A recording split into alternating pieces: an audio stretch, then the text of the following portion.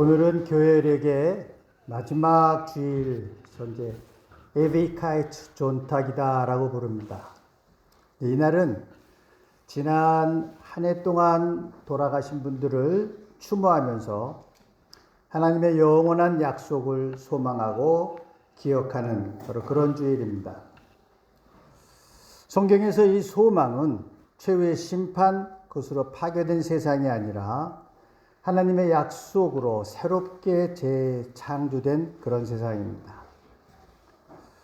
하나님의 처음 창조는 무에서 유를 창조하는 것이었다면 이 새 창조는 모든 것을 새롭게 하는 옛것은 지나가고 보라 새 것이 되었다 하는 말씀처럼 모든 것을 새롭게 하시는 그런 창조입니다.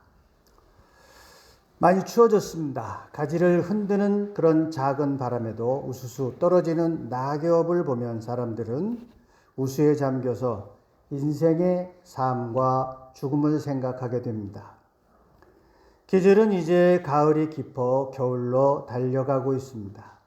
오늘 말씀은 그 겨울이 오기 전에 어서 오라는 성경의 말씀입니다. 날씨가 많이 차가워졌고 이제 독일에 진짜 겨울이 시작되려고 하는 것 같습니다. 겨울이 오기 전에 어서 오라 하는 그 말씀, 너는 어서 속히 내게로 오라 하는 그 말씀입니다. 오늘 이 말씀을 기록한 디모데에게 편지를 보낸 사도 바울은 젊었을 때 아주 유대교의 광분한 그런 율법사입니다. 그래서 예수 믿는 사람 박멸에 앞장선 사람입니다. 얼마나 열심히 잡았는지 예루살렘뿐만이 아니라 먼 다메섹에 있는 사람들도 잡아들이겠다고 달려가던 사람인데 그만 그 다메섹 도상에서 주님을 만나고 그 환한 빛에 눈이 멀게 됩니다. 아나니아라고 하는 선지자의 도움으로 눈을 뜨게 되었는데 누가 그 사람을 믿어주겠습니까? 예수 믿던 사람 잡으러 다닌 사람인데 성경을 보면 한 3년간 아라비아에서 자기 이런 치유 사역을 마치고 바나바가 이끌어줘서 이제 사역을 하게 됩니다. 자기의 그런 놀라운 경험이 있었기 때문에 죽다가 살아나는 또는 새롭게 사는 경험이 있어서 어디 가서나 목숨을 아끼지 않고 이 하나님의 사랑을 전했습니다. 태장을 맞아 기절하기도 하고 돌매를 맞아서 죽을 뻔하기도 했습니다. 그렇게 물불을 가리지 않고 죽음도 두려워하지 않던 사도 바울이었지만 이제 로마 감옥에 갇혀서 마지막 날을 보내면서 사형 선고가 떨어지고 마지막 편지를 쓰게 될 때 걷잡을 수 없는 그런 고독과 그것을 느끼게 됩니다. 마지막 재판 결과가 사형 선고가 떨어지고 나니까 바울을 따르던 많은 사람들이 뿔뿔이 다 제각각 고향으로 돌아가 버리고 말았습니다. 데마도 데살로니가로 갔고 그레스게도 갈라디아로 갔고 디도는 달마디아로 돌아가 버리고 말았다. 그래서 바울이 낯선 타향의 감옥에서 홀로 쓸쓸히 지낼 수밖에 없게 되었다 하는 것이 오늘 이 디모데 후서를 쓰는 바울의 상황입니다. 성경에서도 많은 장면이 있지만 가장 참 처절하게 외롭게 느껴지는 장면이 이 장면입니다. 나를 버리고 떠났다고 하는 것입니다. 바울이 떠난 것이 아니라 사형 선고가 떨어지니까 다 나를 버리고 떠나고 이 겨울이 다가오는 감옥에 나 홀로 남았다. 참 쓸쓸한 그런 규절입니다. 그때 바울이 마지막 순간까지 같이 있고 싶어 했던 사람, 그 사람이 누구냐면 누가와 마가와 디모데였습니다. 누가를 보면 골로새서 4장 14절을 보면 사랑받는 의원 누가라고 그랬거든요. 그래서 바울이 2차 선교 여행에도 바울과 합류해서 3차 선교 여행에서도 빌립보에서 다시 합류하고 예루살렘에서도 같이 있었고 가이사라 감옥에도 같이 있었고 로마에 잡혀갈 때도 끝까지 같이 따라가서 옆에서 바울을 돌보았던 사람이 의사 누가입니다. 의인으로서 또 의사로서 좀 풍요한 길도 있었겠지만 그런 걸 다 내려놓고 바울 하나만을 이렇게 지원하고 돌보면서 따라다녔던 사람이 의사 누가였고 그 사람이 끝까지 바울 곁을 지켰습니다. 근데 마가는 누구냐 하면 바울의 1차 선교여행 때 같이 가기로 했습니다. 여러분 잘 아시는 것처럼 마가의 다락방 했을 때 그 집 아들입니다. 그 어머니가 있는 그 집이 상당히 부유한 집입니다. 예루살렘은 가면은 어퍼타운과 다운타운이 있습니다. 다운타운은 그냥 서민들 고만고만한 사람들이 사는 곳이고 어퍼타운에 가면은 아주 큰 부유한 집들이 있습니다. 마가의 집은 그 어퍼타운에 있고 2층 집입니다. 다락방이라고 하지만 이거보다 훨씬 큰 그런 부유한 집안의 아들이었는데 여튼 선교의 뜻을 갖고 좋은 뜻으로 시작했는데 너무 힘든 거예요. 그래갖고 그만 밤빌리아에서 나 힘들어서 못하겠다 집으로 가겠다고 한 겁니다. 셋이 여행을 갔다가 한 사람이 빠지면 둘이 가는 게 아니라 아주 힘이 다 빠져버립니다. 셋 중에서 하나가 빠져버렸으니까. 그래서 그때 바울이 굉장히 힘들어했어요. 그 사람이 2차 전도여행을 갈 때 이 마가가 사실은 바네바의 조카거든요.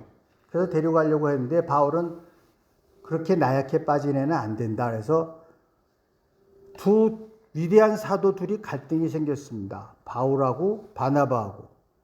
사실 바나바는 바울을 픽업한 사람입니다. 그 사람을 무대에 이끌어낸 사람이거든요. 근데도 그게 갈등이 생겨서 바울은 신라가 떠나서 수리아로 갔고 그 다음에 바나바는 조카 마가를 데리고 구브로 섬으로 내려가서 갈라져서 선교를 가게 되었습니다. 그런데 후에 성경을 보면 이 마가가 정말 훌륭한 전도자가 되어서 디모데에게 로마에 올 때 마가도 데리고 와라 하면서 부탁을 하고 있는 것입니다. 디모데와의 관계는 바울과 아버지와 아들 같은 관계라고 했습니다. 디모데후서 1장 4절을 보면 내 눈물을 생각하여 라고 했고 새 번역성경에는 그대의 눈물을 기억하면서 라고 했습니다. 그러니까 디모데는 이런 눈물의 사람이었어요. 감동이 있고 또 예수를 믿고 감사의 눈물이 있었던 그런 사람이었다고 하는 것입니다. 그래서 정말 디모데는 바울이 자기 아들처럼 여길 정도로 중요한 곳에 또 중요한 일들을 맡길 때 디모데가 참 열심히 사역을 같이 했습니다. 또한 디모데의 믿음이 디모데후서 1장 5절을 보면 내 속에 있는 거짓 없는 믿음을 생각함이라고 했어요. 누구한테 해줄 수 있는 믿는 사람끼리 해줄 수 있는 최고의 칭찬이 아닐까요? 내 속에 있는 거짓 없는 믿음을 생각한다. 그렇게 디모데를 사랑했습니다. 실제로 영적으로 뿐만이 아니라 리스트라에서 돌을 맞아서 사람들이 죽었다고 생각하고 버리고 갔거든요. 그 바울을 데려다가 싸매주고 고쳐주고 치료해줬던 사람, 생명을 구원해줬던 사람이 사실은 디모데이기도 합니다. 그러니까 육적으로나 영적으로 아주 밀접한 그런 관계였는데 로마의 감옥에서 지금 사형을 당하게 되는데 멀리 있는 거예요. 마지막 디모데를 보고 싶다고 하는 거죠. 여러분 그런 거 아세요? 돌아가시는 분들이 숨이 끊어질 듯 끊을 때 안 돌아가시면 뭐라고 그래요? 누구 기다리고 있다고 그러잖아요. 그런 것처럼 마지막으로 보고 싶은 사람이 디모데였어요. 그래서 편지를 쓴 것입니다. 겨울이 오기도 전에 어서 와라. 내가 너를 보고 싶다 이거예요. 속히 로마로 와라. 근데 왜 겨울이 오기 전일까? 그것은 뭐냐면 지금도 마찬가지입니다면 지중해는 10월이 지나가게 되면 당시의 항해 기술로는 항해를 할 수 없을 만큼 파도가 높아집니다. 그래서 10월이 지나가면 여객선, 연락선이 끊기는 거예요. 그래서 근데 보니까 봄이 오기 전에 사용당할 것 같거든요. 그러니까 겨울이 오기 전에 빨리 오지 않으면 너를 못 볼 것 같다 하는 것이 겨울이 오기 전에 어서 오라. 지금 오지 않으면 나를 보기 힘들겠다. 그런 얘기입니다. 자, 디모데가 이 편지를 받고 어떻게 했는지는 성경에는 기록되어 있지 않습니다. 아마 드로아에 들려서 로마로 향하지 않았을까 이렇게 추측을 해봅니다.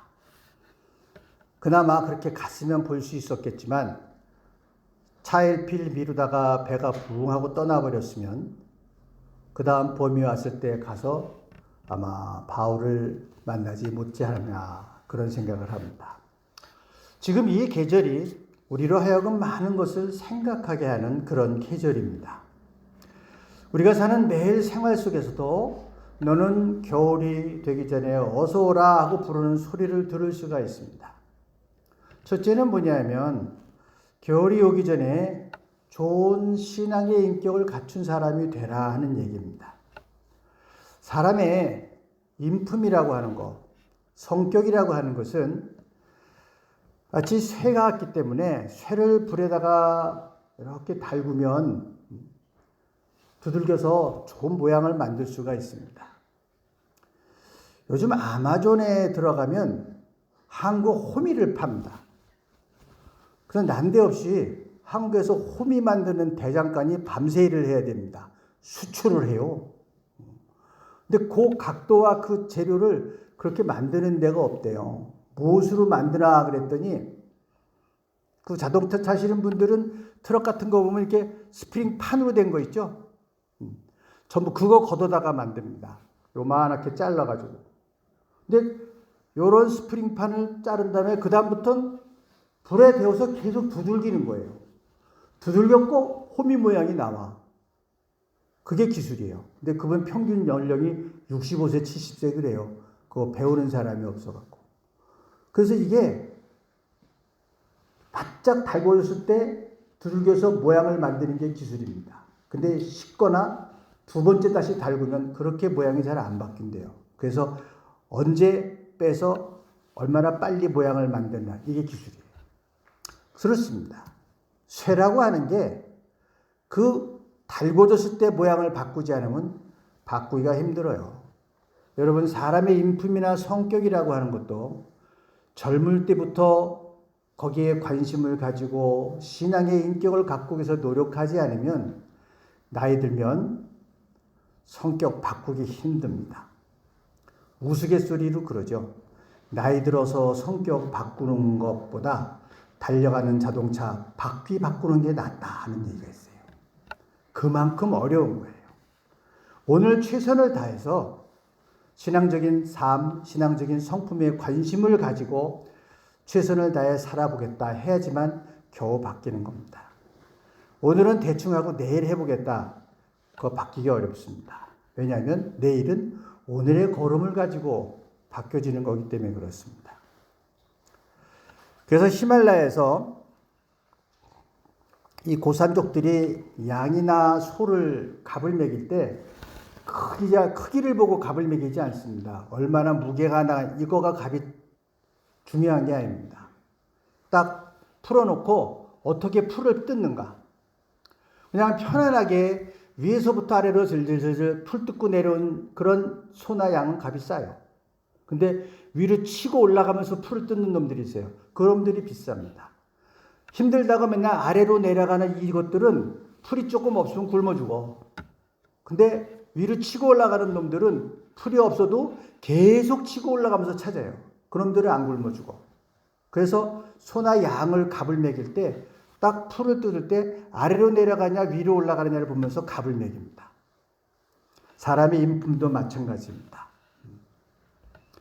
그냥 편하고 안일한 것만 찾다가는 정말 어려운 일 만나면 쓰러질 뿐만이 아니라 변화되기도 힘듭니다.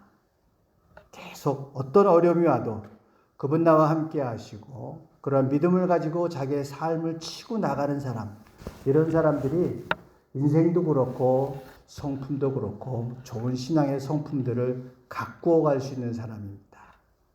그래서 끝까지 자기를 가꾸어 가고 마지막까지 최선을 다하는 모습이어야 된다고 하는 것이죠.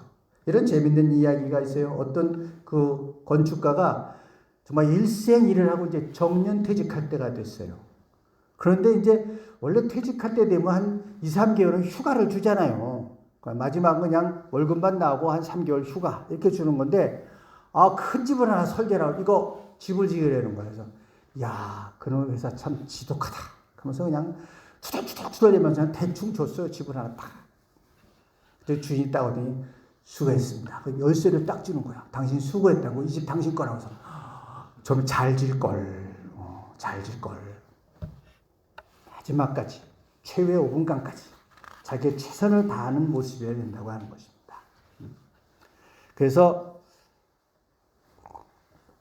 뭐 화가 많은 사람들이 있겠습니다만은 그랜마 모저스라고 하는 그 화가는 아주 화가로서 유명하지 않은데 유명한 말을 남겼어요. 나는 내 인생의 훌륭한 작품이다. 난 그것에 만족한다. 여러분 연세도 들으셔서 여러분 스스로에게 나는 이것이 나의 작품이고 나는 내 작품에 만족한다. 그렇게 말할 수 있는 여러분들이 될 수 있기를 바랍니다. 난 열심히 살았습니다. 참 많은 사람들이 이런저런 길을 갔지만 나에게 주어진 것에서 최선을 다했습니다. 나는 이게 최고의 작품입니다. 이런 고백을 할 수 있어야 되는 것이죠. 또 겨울이 오기 전에 어서 오라 하는 말은 우리들의 사랑과 우정을 찾는 소리입니다. 만약 디모데가 다른 일 다 돌아보고 할 일 다 하고 나서 가려고 했는데 배가 떠나버리고 없다. 그럼 만날 수가 없잖아요. 우리에게도 우리의 사랑과 우정을 갈구하는 소리들이 있습니다. 겨울이 오기 전에, 인생의 겨울이 오기 전에 지금 응답하는 것이 좋습니다. 나중에 참 후회합니다. 저는 신학의 뜻이 있어서 유하고 오는 시간을 맞추기 위해서 군대를 지원해서 갔습니다. 그러니까 보통 사람들이는 무슨 신체 검사 이런 거 안 하고 그냥 지원해 가서 훈련소에서 신체 검사를 했어요. 그 나이가 안 돼서 통지서가 오기 전에 먼저 갔기 때문에 이런 신체 검사 한 일이 없죠. 그냥 훈련소로 들어갔으니까.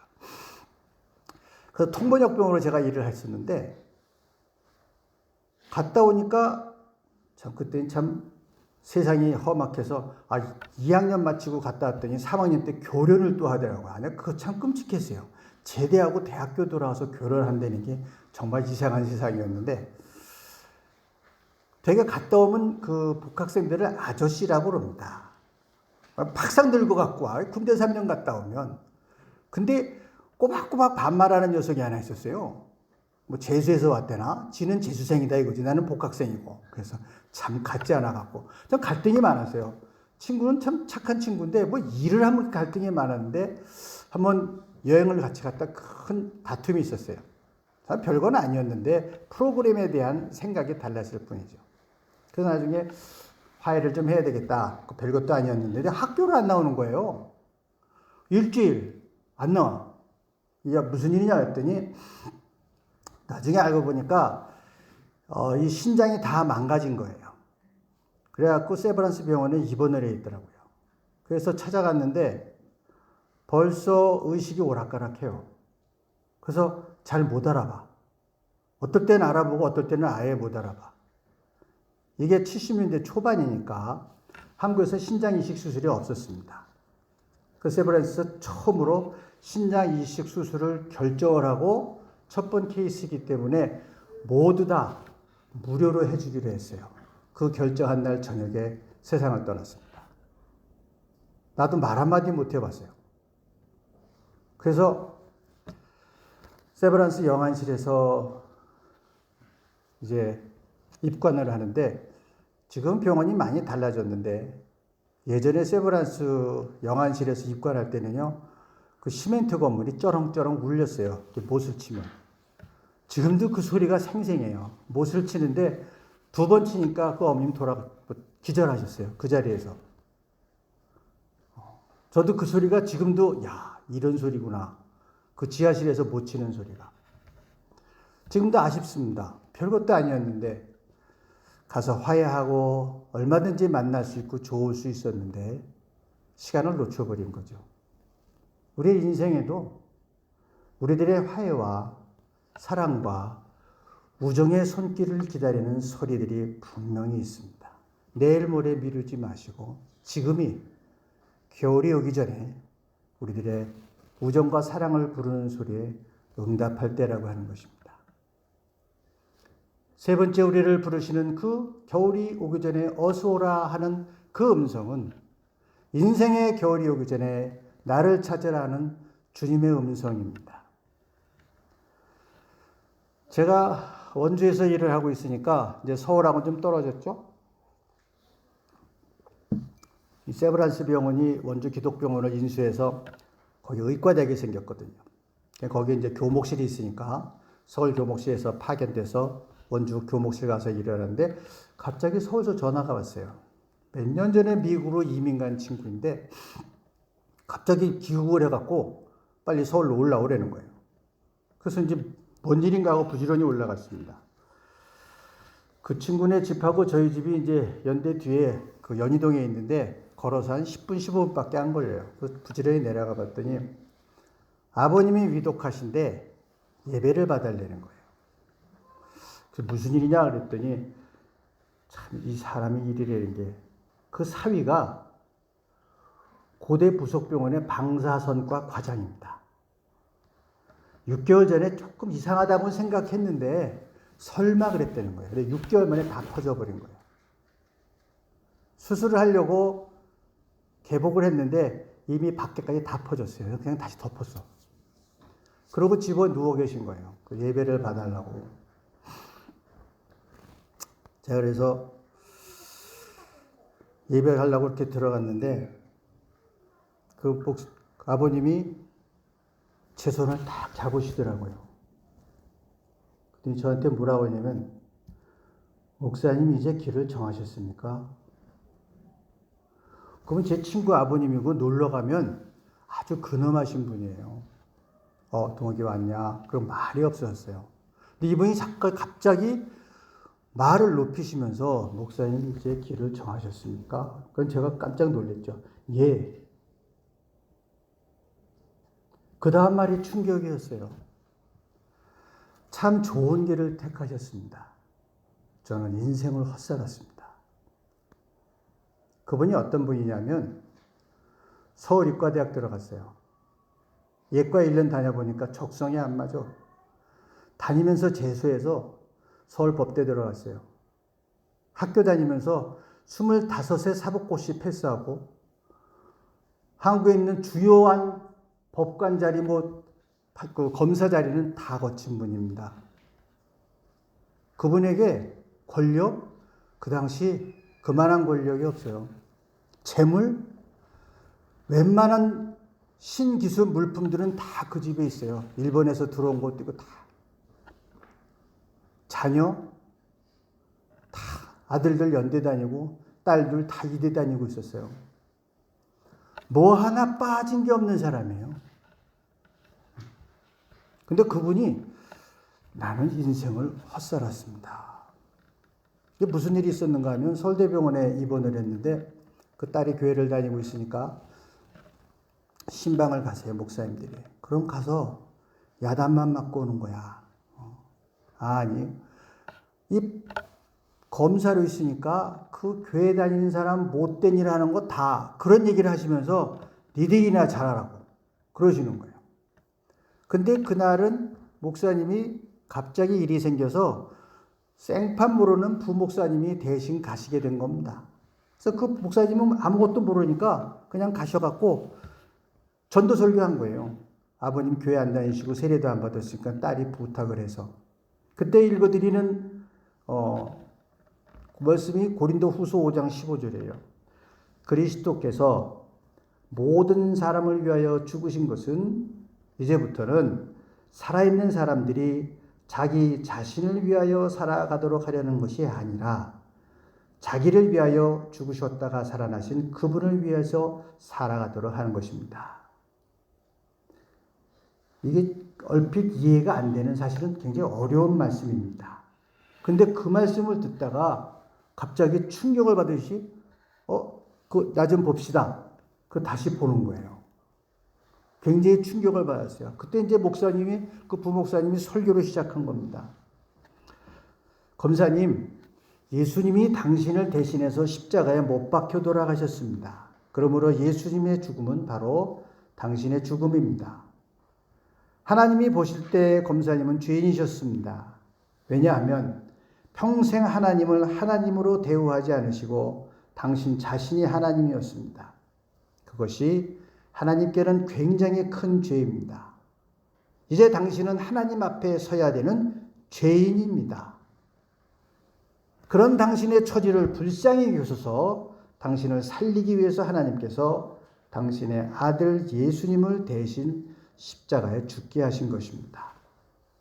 검사님은 모르고 계셨지만 모르고 계실 때 당신을 대신해서 죽으셨다는 사실을 꼭 믿으시면 예수님을 3일 만에 살리신 하나님께서 선생님을 떳떳한 사람으로 받아주십니다. 왜냐하면 죄 지은 당신은 십자가에서 죽어버리고 죄 없는 당신이 부활하는 것이기 때문입니다. 이 복음설교의 백미입니다. 전도설교에. 그러니까 그 아버님이 예수님이 잘못된 게 아니라 내가 만난 사람들이 잘못된 것이구나 하고 주님을 영접했습니다. 요한복음 1장 12절에 사람이 마음으로 믿어 의에 이르고 입으로 시인하여 구원에 이르느니라 그랬습니다. 입으로 시인하면 그때부터 능력이 나타나게 되어 있습니다. 그 후로 병문안을 오는 사람들이 있으면 그 아버님이 전도를 시작했습니다.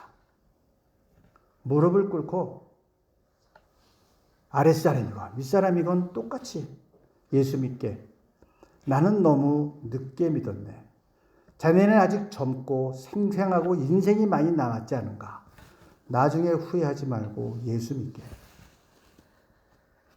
병중에도 무릎을 꿇고 네 한번 나가보겠습니다 하는 대답이 나오기까지는 무릎을 풀질 않는 거예요. 나중에 암이 진행이 되니까 성대가 더 이상 작동을 하지 않으니까 그걸 크게 썼어요. 종이에다가. 아드라의 용지에 써갖고 교회 나가라. 그 아버님이 하나님의 부르심을 받던 날입니다. 그 어머님하고 제 친구가 이제 본진모에서 아버님 이렇게 누워 계시는 걸 봤는데 갑자기 창밖을 내다보시면서 환하게 미소를 지시는 거예요. 그러니까 우리 친구가 생각하기에는 이제 아버지 돌아가실 때가 되니까 마음이 약해졌나 보다 했는데 그 병상을 지키고 있는데 갑자기 벼락치듯이 날개 소리 같기도 하고 회오리 바람 같기도 하는 그런 소리가 들려왔습니다. 그 놀래서 밖을 쳐다보니까 그 본집 앞에 이제 전면 창인데 그 집하고 저희 집이 구조가 똑같아요. 저거 거의 비슷하게 결혼을 했기 때문에 결혼 기념식수를 대추나무로 하나씩 심었거든요. 그날은 햇빛이 쨍쨍할 뿐만 아니라 대추나무 잎사귀도 흔들리지 않는 그런 청명한 날씨였습니다. 순간 그 아들이 아버지 좋아하시는 예수님 오신 거예요. 그러니까 그 아버님이 눈을 뜨고 환한 얼굴로 창문을 손가락질하면서 그 환한 미소로 돌아가신 것이 마지막 모습이었습니다.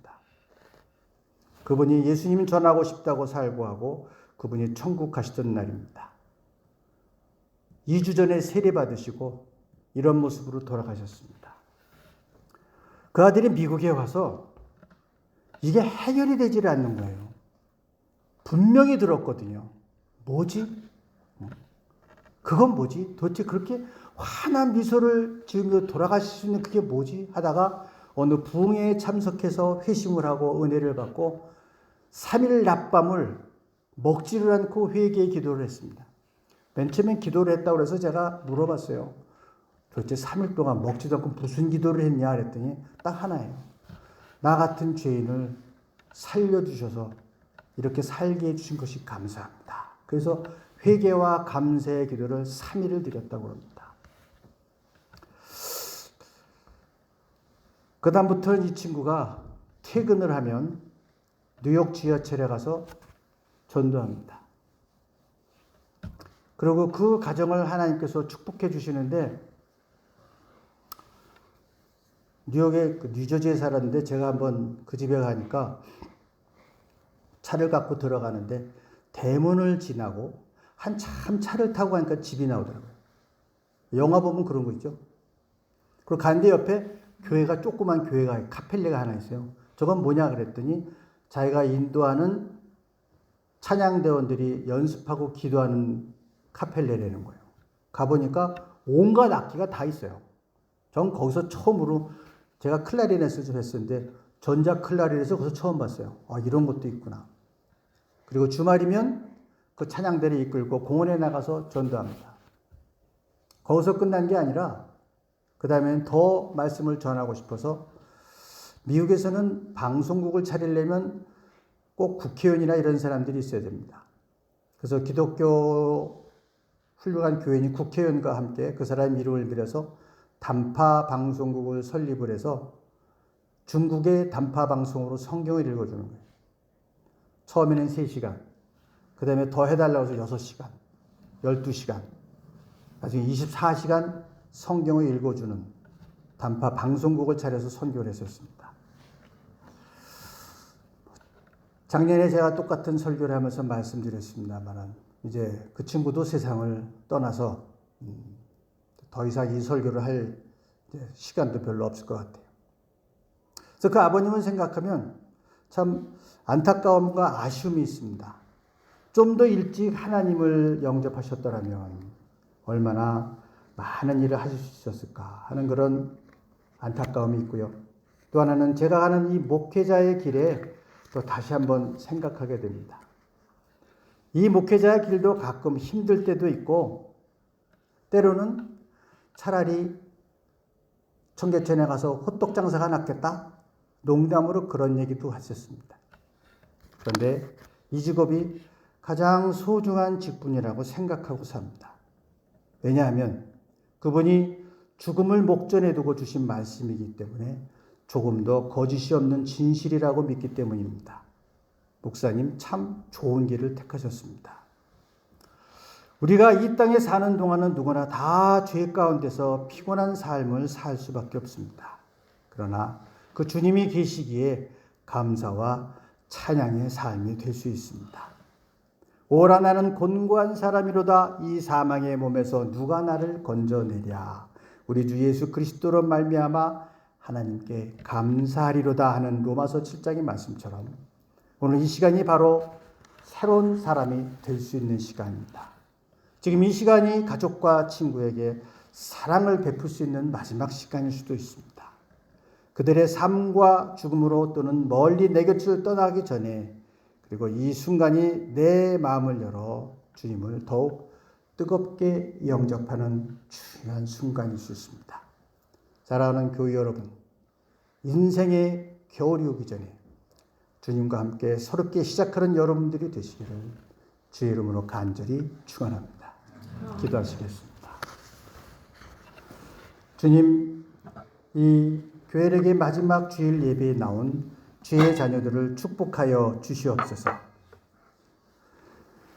때로 주님, 교회 생활을 하다가 이런저런 상처와 아픔으로 교회를 떠났던 사람들, 또는 복음을 접하지 못해서 주님을 알지 못하고 교회나 예배에서 낯선 사람들, 약한 자를 들어 강한 자를 부끄럽게 하시는 주님께서 그들의 심령에 역사하시고 주님을 사모하는 믿음과 주님을 따르는 열심을 주시고 나중된 자가 먼저 되는 놀라운 변화가 일어나게 하여 주시옵소서. 믿음의 열기가 식었던 심령들이 새롭게 타오르게 하시고 절망과 좌절과 실망 속에서 낙심하던 심령들이 새 힘을 얻게 하여 주시옵소서. 앞으로 어떤 일이 있어도 다시는 주님 곁을 떠나지 않게 하시고 주님의 전에 오르기를 게을리하지 않는 신앙인들이 되게 하여 주시옵소서. 주님께서 우리들의 심령에 역사하시고 잠든 영혼을 깨워주시고 흐려진 양심을 훈계하시어 우리의 심령을 말끔히 새롭게 하여 주시옵소서. 주님을 찾고자 하는 간절한 심령으로 채워 주시옵소서. 아버지 하나님, 아직도 세상에서 방황하는 심령들, 주님께 축복을 구하다가 축복을 받지 못했다고 생각해서 주님을 떠난 사람들, 성도들의 약한 점을 보고 걸려 넘어진 사람들, 주님 아시오니 찾아가 권면하여 주시고 다 함께 모여 기뻐 찬양하게 축복해 주시옵소서. 언제 어느 곳에 있어도 주님의 사랑받는 자녀임을 확신하게 하시고 내가 여기에 존재함으로써 얼마나 많은 이들에게 기쁨이 되는지 깨닫게 하여 주시옵소서. 사랑받는 자임을 알게 하시고 사랑하는 자들이 되게 하여 주시옵소서. 예수님의 이름으로 기도하옵나이다. 아멘.